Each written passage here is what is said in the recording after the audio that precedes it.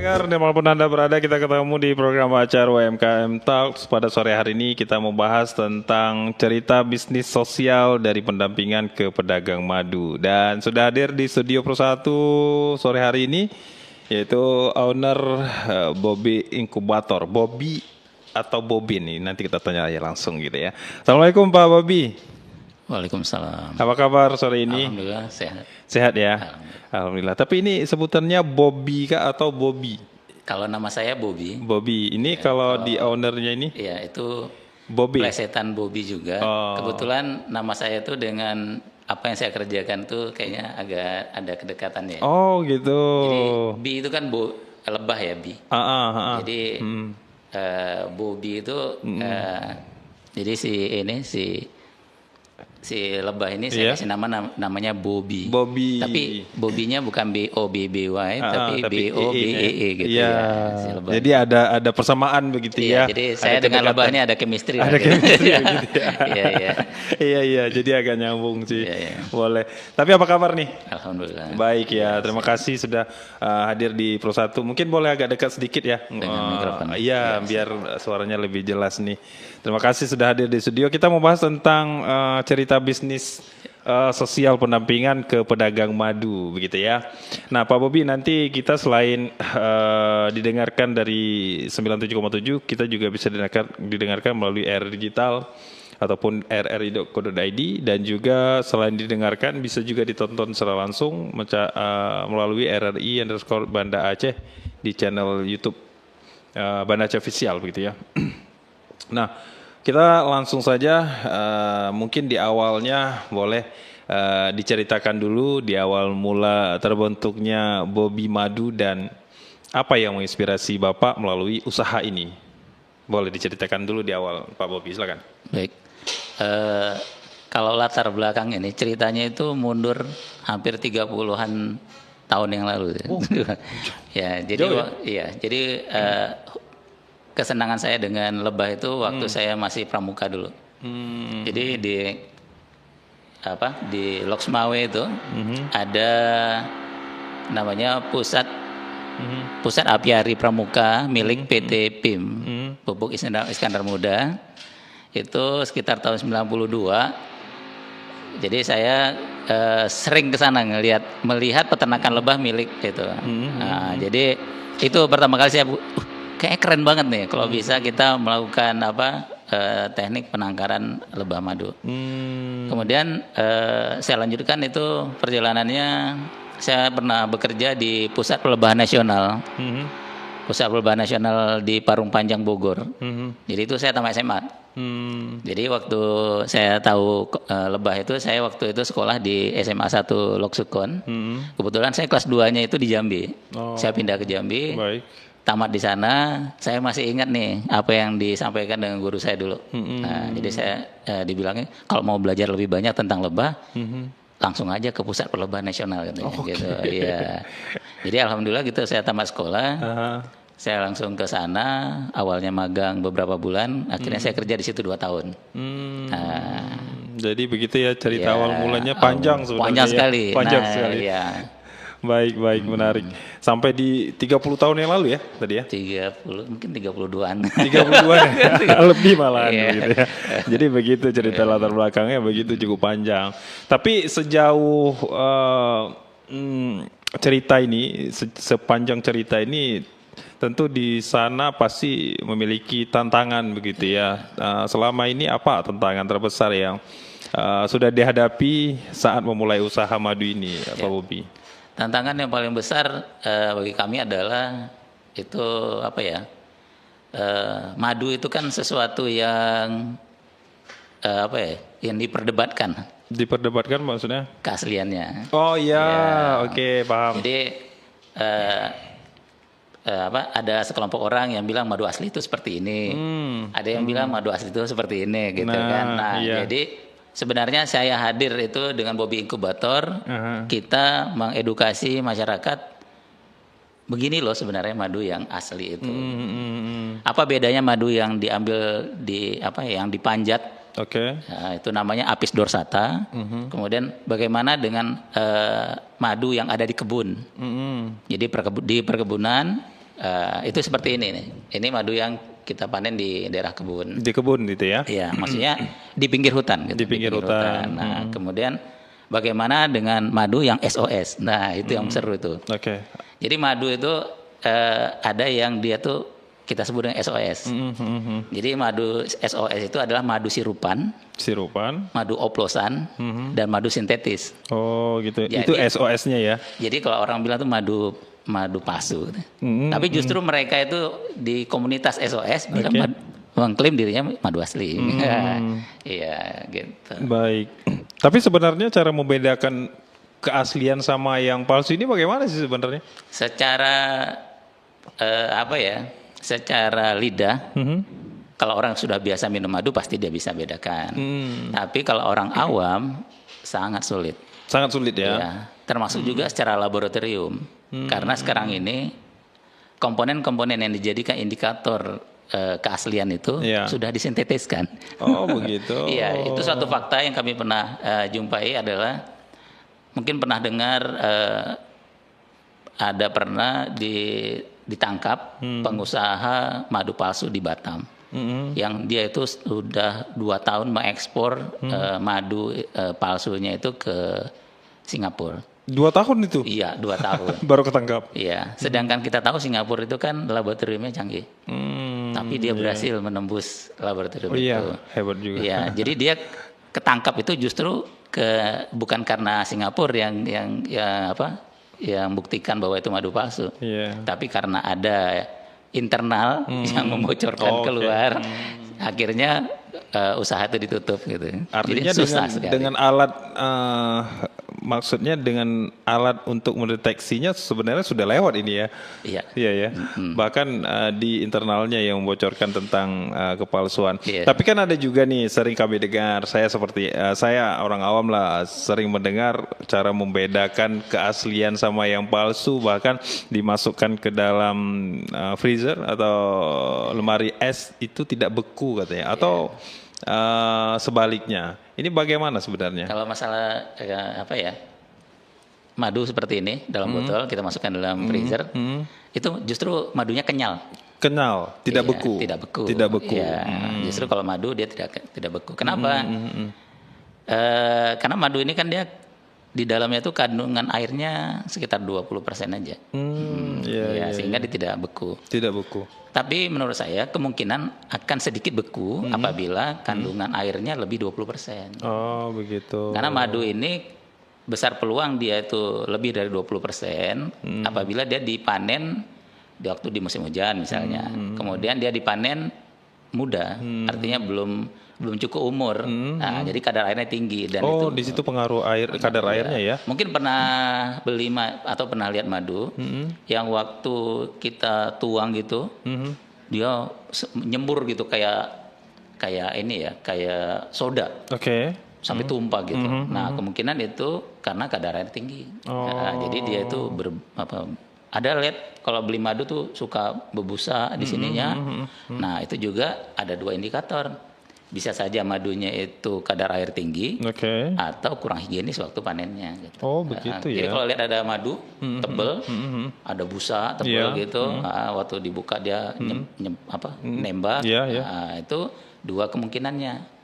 Tapi itu madu asli ya, itu madu iya, asli. oke. Ya, kemungkinannya adalah panennya kurang higienis dan kadar air tinggi. Gitu. Oh, gitu. Jadi efeknya dari masa panennya begitu ya. Iya, prosesinya. Prosesinya. Nah, karena kan sering juga memang masyarakat awam ini ketika ingin membeli madu sering bingung begitu ya, membedakan yang mana asli, yang mana ini. Tapi kalau dari rasanya sebenarnya apakah ada efek di kerongkongan kalau kita minum yang asli atau yang palsu ini? Iya, kalau madu yang palsu itu dari aroma juga beda. Aromanya juga Aroma beda ya. Iya. Ada yang madu palsu itu dia flat ya, aromanya tuh ada tapi enggak beragam. Oke. Jadi kalau kita ambil satu botol lainnya itu sama tuh. Jadi kami bilang ada satu, kita nggak usah sebut mereknya. Boleh, Ya. Ada produk yang secara nasional itu botol pertama sampai botol sejuta itu rasanya, warnanya semuanya sama. Sedangkan madu itu tidak pernah sama warna dan rasanya. Oh, oke. Hampir mirip boleh. Hampir mirip boleh, Iya, tapi dia tidak akan sama. Tidak akan sama. Tidak akan Karena sama. kenapa? Saya pernah buktikan di dalam satu sarang aja ada sel-sel yang agak gelap, ada sel-sel yang agak terang gitu. Karena dialami begitu ya. Alami. Karena Iya. dia kan ngambil dari berbagai sumber. Benar. Iya, gitu. Oh gitu. Oke deh, kita sudah spesifik nih tentang madu tadi ya. Iya. Jadi saya jadi tahu begitu ya. Tidak udah kalau sudah bisa lah membedakan sedikit bagaimana dari cerita tadi. Nah selanjutnya saya ingin tahu dari Pak Bobi, bagaimana peran pendampingan sosial dalam membentuk Bobi Madu menjadi seperti sekarang ini. Oh, mungkin saya sedikit pertegas. Justru Bobi inkubator bisnis adalah pendampingnya gitu. Jadi kita selama ini berperan sebagai pendamping. Justru bukan ada kelompok yang mendampingi kami gitu ya. Jadi dulu Bobi inkubator ini lahir dari kepedulian saya terhadap banyak kelompok-kelompok tuh yang kurang diperhatikan, belum kurang didampingi lah oleh pemerintah. Dan alhamdulillah sekarang ini sudah banyak program-program dari pemerintah yang sudah mulai membantu teman-teman kami gitu. Oh begitu ya. Iya. Jadi sebenarnya Bobi Inkubator ini juga bagian dari Asosiasi Perlobahan Indonesia. Kebetulan ketua DPD Aceh-nya saya sendiri gitu. Baik. Jadi kami lahir atas kepedulian supaya teman-teman yang ada di daerah tuh dikenal gitu, bahwa ternyata di Aceh ada loh orang yang seperti ini gitu. Buktinya kami pernah dulu menghadirkan pejabat daerah ke lokasi teman-teman saya gitu. Oh begitu. Kita hadirkan dan beliau itu sangat terkesima. Saya sekian puluh tahun jadi pejabat baru tahu kalau ada di Aceh itu kelompoknya seperti ini yang melakukan penangkaran lebah di Aceh ini. Justru dia ngakui berarti selama ini saya salah. Selalu membeli madu itu yang dari Yaman, dari mana? Iya. Padahal di tempat sendiri ada begitu sendiri ya. ada, iya. Iya baik. Tapi Pak Bobi, apa perbedaan signifikan yang Pak Bobi rasakan sebelum dan sesudah mendapatkan pendampingan usaha ini? Iya. Jadi sebelum teman-teman kami didampingi gitu ya. Tentu yang paling sulit adalah memasarkan produk.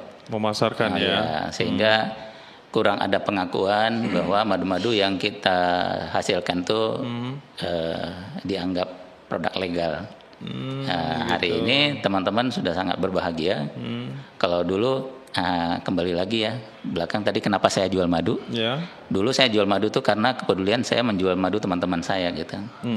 Jadi hari ini dengan sudah adanya pendampingan dari seperti Dinas Kehutanan, Kementerian Kehutanan, Dinas DPMG Aceh itu sudah mulai membantu teman-teman sehingga itu sudah mulai diberitakan gitu kelompok-kelompok kami sehingga siapa yang ingin mencari madu bisa langsung aja ke kelompok kita gitu. Iya. Baik. Jadi sekarang untuk pemasarannya udah lebih mudah begitu ya? Lebih mudah. Benar sekali. Terutama sekarang ini sudah diajak ngobrol dengan RRI untuk semakin teredukasi kan masyarakat. Iya benar. Ya mungkin masyarakat sudah bisa lebih paham juga begitu ya. Oke, selanjutnya bagaimana Pak Bobi melihat keterkaitan antara bisnis madu yang Pak Bobi jalani dengan pemberdayaan masyarakat Pak Bobi? Iya. Saya kebetulan kan seorang ASN nih di Dinas Tenaga Kerja dan Mobilitas Penduduk. Baik. Jadi salah satu awal gerak saya mengembangkan lebah itu adalah di kawasan transmigrasi. Mungkin bapak-bapak pernah tahu kawasan transmigrasi itu di pinggir hutan. Jadi awalnya saya kembangkan itu di sekitar masyarakat di sekitar hutan. Jadi itu ya yang paling saya sebagai seorang jabatan saya namanya tuh penggerak swadaya masyarakat. Penggerak swadaya masyarakat. Ya, itu jabatan fungsional di Kementerian Desa. Gitu ya. Jadi tugas-tugasnya adalah melakukan pendampingan terhadap masyarakat di sekitar di desa lah terutama ya. Baik desa yang di sekitar kota maupun desa-desa yang di sekitar hutan. Baik. Pak Bobi, saya ingin tahu lagi nih. Tapi sebenarnya mengapa Pak Bobi memilih madu sebagai produk utama dalam bisnis Pak Bobi ini? Iya. Karena tadi ya latar belakang itu 30-an tahun, saya paham betul tentang peternakan lebah. Kemudian ya, saya merasa kayak ada passion, ada hubungan chemistry saya dengan. Saya pernah berpikir kenapa orang tua saya kasih saya nama Bobby gitu. Sehingga saya berpikir mungkin ada hubungannya sama lebah gitu. Ya, jadi akhirnya dari keunikan hidupnya lebah, kemudian uniknya menjual madu. Jadi menjual madu ini kalau boleh disensor itu sama dengan menjual narkoba katanya. Ya, kenapa? Karena kepercayaan. Kepercayaan. Jadi menjual madu ini adalah bisnis kepercayaan. Jadi kalaupun madu itu palsu, kok orang percaya sama dia, pasti dia bilang tuh madunya asli gitu. Jadi yang kita tanamkan ke masyarakat hari ini, kelompok-kelompok yang kami dampingi ini adalah kelompok-kelompok terpercaya. Mereka amanah dan mereka sudah menjalankan teknik-teknik budidaya yang baik. Gitu. Baik. Saya juga ingin tahu apa visi sosial yang ingin Pak Bobby wujudkan melalui Bobby Inkubator Bisnis ini? Ya, yang ingin mungkin yang lebih cocoknya saya ingin, kalau saya bilang ingin masyarakat sejahtera mungkin terlalu muluk ya. Tapi faktanya alhamdulillah teman-teman yang tadinya itu hidupnya prasejahtera, dengan mereka sudah mulai ikutan berkecimpung di dunia perlebahan ini. Mereka tuh hidupnya sudah mulai layak, walaupun itu bukan penghasilan utamanya ya. Jadi dengan ada penghasilan tambahan dari lebah ini, mereka tuh bisa hidup lebih sejahtera. Yang lebih menarik lagi dari lebah ini adalah dia nggak dikasih makan. Nggak dikasih makan? Iya. Kalau kasih ternak ayam dikasih makan, ternak kambing dikasih makan, lembu juga dikasih makan. Ya kita siapin ya kan. Kalau ternak lebah ini kita cuma lihat-lihat aja gitu. Dia nyari makan sendiri, dia pulang sendiri, kita tinggal ambil panen aja gitu. Baik. Ini menarik sih sebenarnya. Bagaimana caranya begitu betul, tidak perlu menyiapkan pakan, tapi dia datang sendiri ya. Dia terbang, cari makan sendiri, dia ngasih makan kita. Ngasih makan kita. Iya, benar. Sebenarnya ada sugesti mungkin di sini gitu ya. Pak ya. Oke, Pak Bobby, nanti saya ingin juga dijelaskan tentang proses kerjanya deh ya. Nanti boleh dijelaskan, tapi sebelumnya kita jeda dulu sebentar. Nanti kita kembali tentu masih di UMKM Talks pada sore hari ini. Selamat sore pendengar, selamat mendengarkan. Kita jeda sebentar.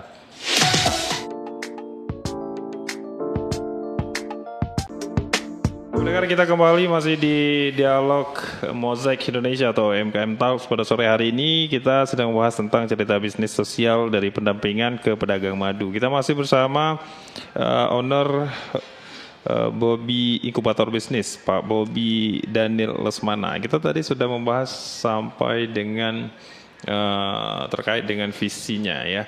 Dan saat ini saya ingin tahu dari Pak Bobby tentang bagaimana proses kerja Bobby Inkubator Bisnis dalam mendampingi pelaku usaha kecil. Mungkin boleh dijelaskan Pak Bobby. Ya, baik. Dulu saya awali dari ini ya, WA Group.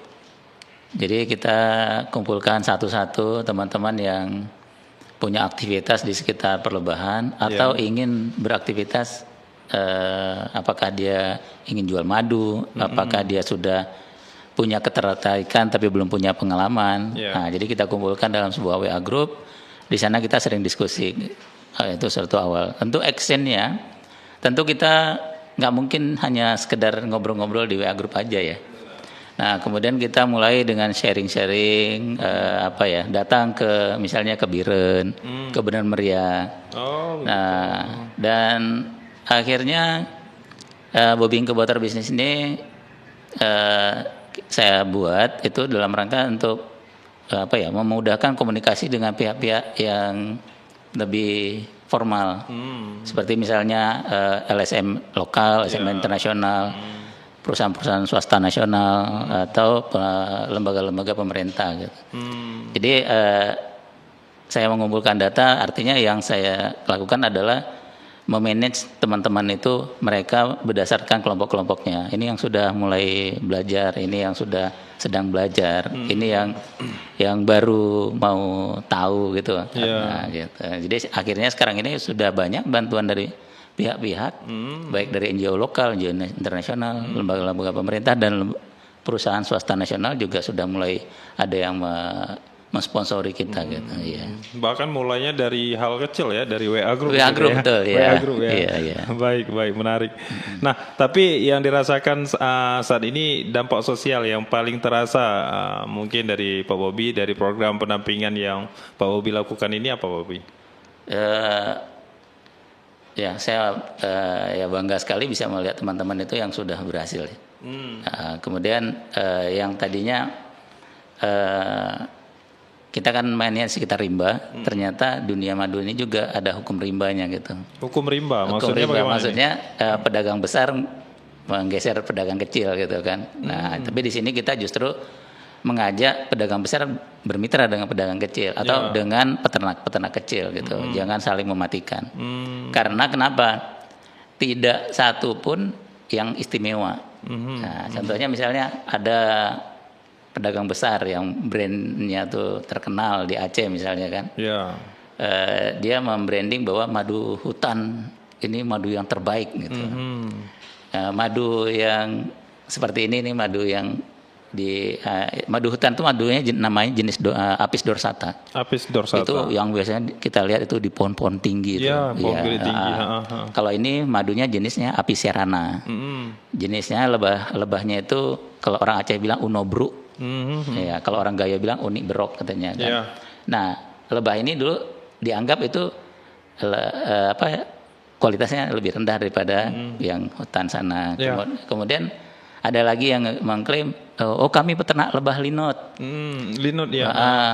Madu kami 3 kali lebih bagus daripada madu lainnya gitu. Okay. Nah, jadi dengan kita berkolaborasi sama-sama, akhirnya kita masing-masing menjaga, jangan saling overclaim. Tapi sebenarnya yang membedakan kualitasnya apa sih sebenarnya? Apa karena lebih tinggi atau rendahnya atau bagaimana nih? Kalau referensi yang kami dapat di Al-Quran itu nggak ada bedanya. Nggak ada bedanya, ya.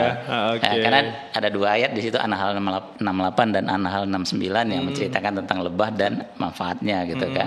Di situ tidak dibedakan. Tidak dibedakan ya. Cuma ada yang mengklaim bahwa kami dari Apis dorsata, komunitas Apis dorsata. Madu ini dia karena dari pohon-pohon yang tinggi, sehingga madunya lebih berkualitas gitu. Karena lebih tinggi stratanya. Nah, terus madu-madu yang seperti ini stratanya lebih rendah. Lebih rendah. Nah, yang kamu kalah lagi si komunitas linot gitu kan atau trigona. Iya. Hasil penelitian madu kami itu madu terbaik. Karena madu kami itu mengandung propolis. Baik. Semuanya baik, tapi maksudnya gini, jangan yang terbaik gitu. Madu kami madu yang baik karena ada propolis. Madu kami seperti ini mengklaim madu kami madu yang baik juga. Kenapa? Rata-rata madu Apis dari serrana ini mengandung polen. Sedangkan madunya trigona tidak mengandung polen. Baik. Gitu, ya, gitu. Artinya setiap madu ini punya manfaatnya tersendiri, kebaikannya sendiri begitu ya. Tidak ada yang terbaik. Mungkin begitu ya. kalau kita ranking ada sih. Ada Cuma kan yang dari terbaik. sisi etik kami berharap kepada teman-teman. Kita jangan saling sikut itu aja gitu ya. Dengan mengatakan yang paling terbaik gitu ya. Walaupun kualitasnya ada yang terbaik gitu ya. Mungkin kalau kita buka dari jurnal-jurnal, saya bisa jujur bilang jenis ini yang terbaik gitu kan. Tapi kan maksudnya jangan menyampingkan yang lainnya gitu. Yang lain juga baik gitu. Jangan mematikan yang lain. Betul. Oke, artinya juga ini bukan karena kelatakannya yang lebih tinggi jadi terbaik begitu. Jadi itu jadi pemahaman yang satu yang luar biasa juga begitu. Nah, Pak Bobi, selanjutnya siapa saja yang terlibat dalam pendampingan ini dan bagaimana kolaborasi itu terbentuk? Yang sudah kita lakukan banyak teman-teman itu yang kalau dari dunia aparatur itu ya, itu ada dia polisi, ada tentara, ada ASN itu.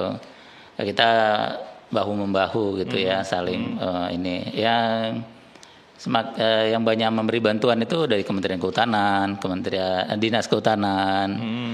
Juga di sini kita pernah bekerja sama dengan ada namanya NGO-nya tuh namanya HK, ada FKL, lembaga-lembaga NGO pemerhati lingkungan. Kemudian ada lagi namanya LWP dari Australia, kemudian ada Bisigli dari Jerman. Kita juga udah pernah banyak NGO yang sudah kita ajak ngobrol, malah justru mereka sudah membantu, baik uang maupun peralatan, malah pelatihan-pelatihan. Jadi kita sering diajak itu bersama mereka untuk melatih kelompok-kelompok dampingan mereka, Mas. Gitu ya. Ini sekarang nih sedang saya kerjakan itu ada kelompok dampingan dari HK, lembaga NGO lokal, itu di Benar Meriah satu kelompok, di Aceh Barat satu kelompok, dan Aceh Selatan satu kelompok. Gitu. Baik. Jadi begitu ya. Pak Bobi, ini ada yang WhatsApp ke kita menanyakan sebenarnya kemana kita harus kontak langsung. Ini ada dari Cut Abang Hitam. Pak Bobi, berapa nomor WA-nya katanya? Kirim dong ke WA-nya saya, Cut Abang Hitam di KPJ Aceh. Tapi ada nggak media sosialnya yang bisa dikunjungi oleh pendengar kita yang ingin tahu Bobi Inkubator ini? Ada, kalau search aja Madu Gayo gitu ada, ada Instagramnya. Kemudian Asosiasi Perlebahan Indonesia Aceh juga ada. Asosiasi ya. Iya, tapi kalau mau WA langsung, karena nomor saya ini nomor publik. Jadi artinya saya nggak pernah nyimpan menyembunyikan nomor saya. Boleh kalau Pak Bobi mau sebutkan boleh juga. Ya boleh. Abang tadi nomor saya 0853 7050 8081. Nomor saya itu kalau di search di Google itu menggambarkan aktivitas saya. Baik, boleh diulang Pak Bobi? Ya, 0853 7050 8081. 8081 begitu ya. Yang mau kontak langsung Pak Bobi boleh nih, langsung aja ke ownernya gitu ya. Iya. Kalau mau diskusi tentang Madu, tentang penangkaran atau justru atau dia misalnya penangkar mau bergabung bersama komunitas kita, ya nanti kita akan gabungkan. Baik, luar biasa. Jadi terbuka begitu Pak Bobi ya? Siap terbuka. Baik. Oke, pendengar, kita nggak terasa sudah pada pukul 15.41. Kita sudah di akhir bersamaan juga, tapi masih ada beberapa pertanyaan coba saya tanyakan ke Pak Bobi. Pak Bobi, apakah ada cerita atau pengalaman menarik selama mendampingi pedagang madu lainnya? Apakah ada cerita, mungkin momen-momen yang menarik yang boleh dibagikan di sini, Pak Bobi? Ya, yang sangat tidak terlupakan itu waktu saya mulai mengembangkan linot di Aceh. Linot di Aceh. Itu sekitar tahun 2016, 17, 18 itu. Orang-orang belum tahu tuh madu linot itu apa gitu. Orang yang tahu tuh madunya tuh manis. Sedangkan madu linot tuh asam. Jadi waktu kita di beberapa event-event seperti bazar-bazar itu kita datang, kita bawa koloninya, kita bilang ini madu madu linot, ini madu yang termasuk yang baik karena dia mengandung propolis gitu kan. Kita kasih suruh cicip gitu. Wah, madu ini ya, madu basi katanya. Iya, karena jadi, rasanya asam gitu. Rasanya asam. Asam. Dikatain basi. Basi gitu ya. Ini madu basi katanya, Kenapa gitu, Pak? Ini rasanya udah asam gitu ya. Karena yang dia tahu madu itu adalah manis ya. Iya, benar. Tapi kan memang umumnya yang ditahu madu ini memang manis kan. Betul. Bahkan katanya ada yang pahit juga tuh. Ada yang pahit. Nah, jadi dari musim-musim tertentu dan itu langka. Oh iya. Jadi kalau misalnya ini sekedar edukasi ya. Kalau ada yang jual madu itu dalam jumlah besar, madu pahit, itu kemungkinan si pemiliknya mungkin lupa bahwa itu madu herbal. Dia lupa mungkin menuliskan di botolnya. Iya. Bukan saya bilang dia bohong ya, tapi dia mungkin lupa menulis bahwa itu madu herbal. Madu herbal. Kenapa begitu? Karena madu pahit itu madu yang sangat langka. Sangat langka ya. Jadi mungkin dalam 1 tahun itu cuma 2-3 kali musim yang kita bisa temukan madu itu rasanya pahit. Tapi tidak pula madu hitam itu harus pahit gitu. Karena kenapa? Madu yang kita temukan itu pahit tapi nggak hitam gitu. Pahit tapi nggak hitam. Kalau di Aceh justru madu yang pahit itu tidak hitam. Tidak hitam. Jadi kalau ada madu hitam pahit itu kan hanya branding ya. Jadi dia ingin membranding bahwa madu hitam itu pahit. Madu pahit itu hitam madu gitu. Iya, tergambar begitu ya. Iya, jadi orang madu hitam ini pahit nih katanya ya kan. Nah, itu salah satu black campaign. Jadi sebenarnya banyak orang-orang yang punya duit banyak, dia membuat black campaign sehingga itu merugikan orang banyak. Ya, Jadi misalnya katanya madu asli tidak dikerubuti semut, itu kan, itu ya, black campaign. ya itu juga sering didengar itu. Iya, itu biasanya tuh pemodal itu yang membuat isu seperti Pemodal, itu. Artinya yang mereka itu udah menjual madu secara skala industrial.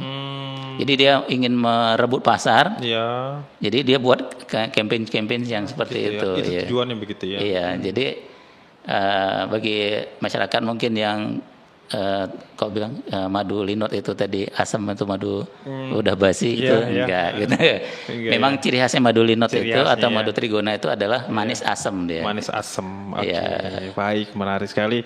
Oke, selanjutnya Pak Bobi, saya ingin tahu sejauh mana teknologi dan media sosial ini membantu bisnis Pak Bobi untuk terus berkembang. Oh sangat membantu sangat ya. Membantu. Apalagi edukasi seperti ini begitu ya. Iya, jadi dulu sebelum ada ya awal-awal kita mulai itu kan kita mulai dari Facebook ya. Facebook. Di situ justru kita bukan hanya menjual, tapi kita juga mengedukasi. Kemudian Instagram. Ada sekarang nih TikTok. Sekarang TikTok lebih cepat lagi ya. Kemudian teknologi AI. Jadi kalau kita dulu kepingin buat iklan, bikin storytellingnya tuh susah gitu kan. Ya, kalau sekarang tinggal pakai AI udah hitungan detik udah ini gitu kan. Tinggal kasih perintah aja ya. Iya, mau bikin banner-banner atau spanduk atau apa gitu tinggal masuk ke Canva. Benar. Udah gampang lah sekarang ya. Semakin dipermudah. Semakin dipermudah ya. Seperti buat label gini kan nyari inspirasi walaupun enggak kita jeplak betul gitu, tapi minimal kita dapat inspirasi. Ada gambaran. Ada gambaran ya. Baik. Nah, mungkin ada pesan Pak Bobi untuk pelaku UMKM lain yang ingin memulai bisnis berbasis sosial mungkin. Ya, banyak ya bisnis yang lain yang berbasis sosial. Saya lihat mulai ada yang bergerak di bidang sampah misalnya ya kan. Pemanfaatan limbah seperti membuat kompos, pemanfaatan limbah plastik. Baik. Kemudian ya masih banyak lagi. Mungkin ya kita perlu menggandeng banyak pihak supaya bisnis kita itu dikenal dan mungkin dapat support lah dari pemerintah atau lembaga-lembaga lain yang mungkin punya kepedulian sama kita. Baik. Yang terakhir Pak Bobi, sebelum kita berpisah, apa rencana jangka panjangnya? Mungkin untuk Bobi Madu dan Bobi Inkubator Bisnis ke depan, Pak Bobi? Ya, jangka panjangnya saya tetap nggak mau berhenti ya untuk terus mengedukasi, ya karena saya kira belum selesai nih. Apalagi saya sedang memperjuangkan nih kalau ada di Aceh ini ada satu rumah produksi bersama. Nah, jadi di rumah produksi bersama itu kita bareng-bareng komunitas bisa menggunakan peralatan dengan yang berstandar gitu. Sekarang kan kayak kami mau bikin BPOM aja belum bisa gitu. Belum bisa ya? Belum bisa karena kita nggak punya ruangan yang standar BPOM gitu. Oh begitu, iya. Untuk membuat ruangan standar itu mungkin kita belum punya cukup uang gitu ya, komunitas. Mungkin itu perlu peran serta pihak-pihak lain lah untuk mensupport. Baik. Kemudian seperti ini madu-madu yang kadar air tinggi, kita butuh alat untuk menurunkan kadar air. Nah itu juga butuh teknologi yang walaupun bukan teknologi tinggi tapi butuh biaya juga. Nah zaman sekarang kan sudah lagi trennya tuh madu dikemas dalam saset. Iya. Nah dalam mungkin, saset ya? Iya saset. Jadi bisa dikantongi gitu kan. Iya. Jadi mungkin kalau rumah produksi itu ada, baik itu mungkin di Banda Aceh, di Takengon atau di sentra-sentra. Jadi mungkin madu Aceh bisa naik kelas gitu. Baik. Oke, hanya itu ya yang disampaikan mungkin sebagai rencana ke depan. Mudah-mudahan semakin sukses juga kita doakan ya. Amin. Pak Bobi untuk Bobi Inkubator Bisnis. Mudah-mudahan ke depan semakin sukses tentunya kita doakan. Dan terima kasih pendengar untuk Anda yang sudah bersama kami mengikuti UMKM Talk pada sore hari ini tentang cerita bisnis sosial dari pendampingan ke pedagang madu. Bersama Pak Bobi Daniel Lesmana selaku owner Bobi Inkubator Bisnis. Terima kasih juga untuk Anda yang sudah bergabung atau juga untuk Anda yang baru saja bergabung, Anda bisa tonton kembali melalui channel YouTube RRI_Banda Aceh Official. Terima kasih sekali lagi Pak Bobi. Ya mudah-mudahan bermanfaat untuk pendengar kita dimanapun berada. Sampai berjumpa kembali di UMKM Talk selanjutnya. Kami pamit. Wassalamualaikum warahmatullahi wabarakatuh. Waalaikumsalam. Terima kasih Sudah menonton, like, subscribe dan aktifkan lonceng.